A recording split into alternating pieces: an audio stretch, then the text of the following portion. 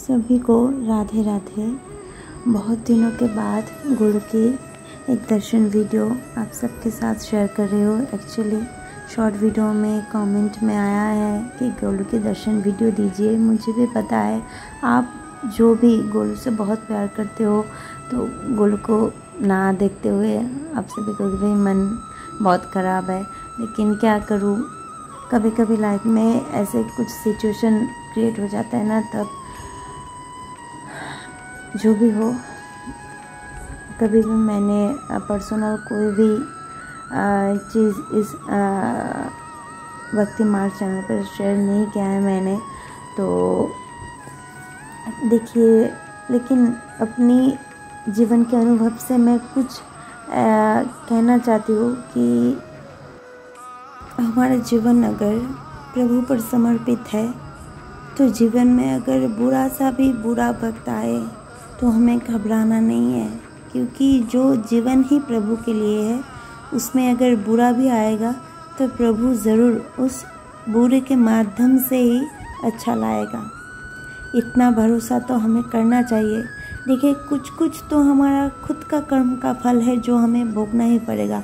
इस जन्म में हम जितना ही अच्छा कर्म करें या किसी के साथ भी जानकर हो, जानबूझकर हो या ना जानकर भी, ऐसे एक्सीडेंटली कुछ भी बुरा कर्म हम नहीं करते, लेकिन कभी ना कभी कुछ ना कुछ हमने ऐसा ज़रूर किया होगा जिसका फल हमें भुगतना तो पड़ेगा ही, है ना।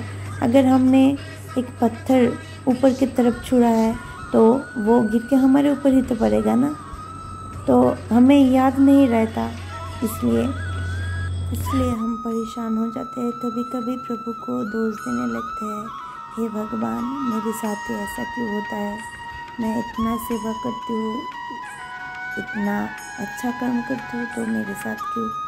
तो हमें इतना तो ध्यान रखना चाहिए कि कोई भी कर्म ऐसे यूँ ही नहीं हो जाता है हमारे साथ। अगर सत्संग से इतना मैंने तो सीखा है कि पहले का जो बुरा है वो आज हमें फल देगा। सच की राह पर अगर हम हैं, प्रभु की राह पर है, तो जो कठिनाई है वो एक साथ तो हमें भुगतना पड़ेगा। मैं थोड़ा सा एक छोटा सा एग्जांपल देती हूँ। सपोज एक उदाहरण लीजिए कि हम अब जहाँ पर रह रहे हैं, अपने आसपास के पड़ोसियों से कुछ, किसी के घर से सोचिए नमक, किसी के घर से 1000 रुपये, किसी से 2000 रुपये, ऐसे करके बहुत सारे लोगों से हमने कुछ ना कुछ लिया है। अब हमारे हृदय में ये आ रही है, बहुत प्रॉब्लम, बहुत मुश्किलों का सामना करके हमारे ऐसे अनुभव आ रहे हैं कि हमें अब एक घर छोड़ के अपनी असली घर जाना है, हमारा पिता का घर। अब प्रभु ही समझ सकते हैं ना। तब अगर हमें जाना है, हर एक से हमने जो लिया है हमें वो हिसाब चुकता करके तो जाना होगा। ऐसे तो वो नहीं जाने देगा क्या, आप सोचिए। वैसे हम किसी न जिस व्यक्ति से, किसी न किसी से हमने कुछ तो कर्म किया है। अगर हम अब ये सोच रहे हैं कि हमें प्रभु के धाम जाना है, हमारे असली जो घर है वहाँ पर हमें शिफ्ट करना है, इस धराधाम को अब फाइनली हमें बाय बाय करना है।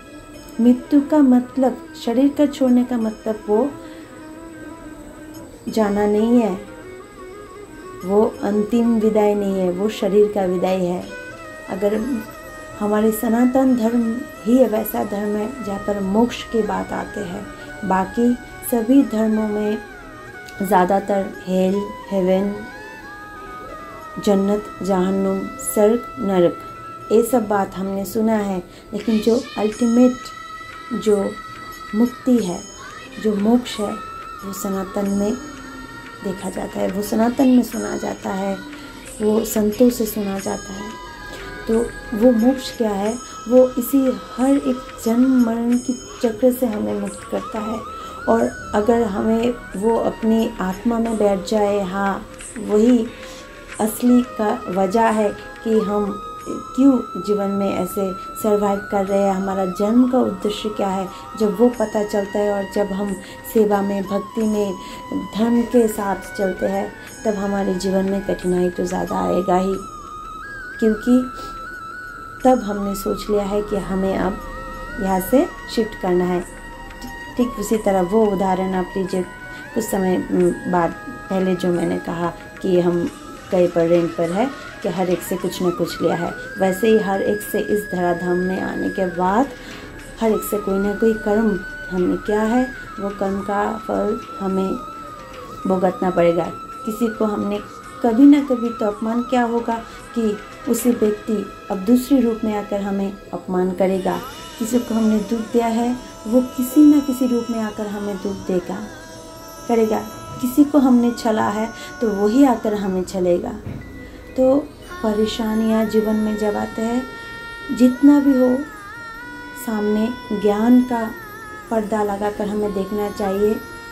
हाँ, कष्ट तो होता है, देखिए इंसान हैं हम, लेकिन प्रभु का हाथ अगर हाथ में हो तो जो कष्ट 90% होता है ना, अगर प्रभु का हाथ और प्रभु का प्रेम भक्ति साथ में हो, वो बहुत ही छोटा करके आता है जीवन में, उतना ज़्यादा हिलाते नहीं है। लेकिन अगर नहीं होता है, हम बाकी संसारी भावनाओं के तरह ही सोचते रहे तो बहुत दुख देता है। वो पहले का अनुभव मैं बता रही हूँ, क्योंकि मेरा भी थिंकिंग ऐसा नहीं था पहले। धीरे धीरे ना जाने इस अधम पर प्रभु की क्या कृपा है मुझे भी पता नहीं है, गुरु की क्या कृपा है मुझे भी पता नहीं है, कौन सा क्या इतनी सारा पाप है तो कुछ ना कुछ ऐसा होगा कि इस अधम को प्रभु ने इतना सीख दिया है कि हाँ, कुछ भी असली नहीं है यहाँ पर, जो भी हो रहा है सब भी नाटक है। जो भी हो, प्रॉब्लम है, फेस हमें ही करना है। लेकिन मैं हर वक्त प्रयास करूँगी कि प्रभु की याद और साथ ना छूटे। और हाँ, गुरु के दर्शन वीडियो मैं बना सकूँ और आप सभी के साथ कुछ ना कुछ जीवन का अनुभव शेयर कर पाऊँ। अभी भी कुछ भी नहीं सोचा है कि आगे मैं कैसे क्या कंटिन्यू करूँगी। आप सभी ऐसे ही प्रेम देते रहना, ताकि जो भी हो प्रभु की इच्छा मैं पूरी कर सकूँ। बाकी मेरी प्रभु की इच्छा ही मेरी इच्छा है। देखते हैं प्रभु सामने क्या रास्ता खुल के रखा है। आप सब साथ रहिए, मेरी गुरु के साथ रहिए।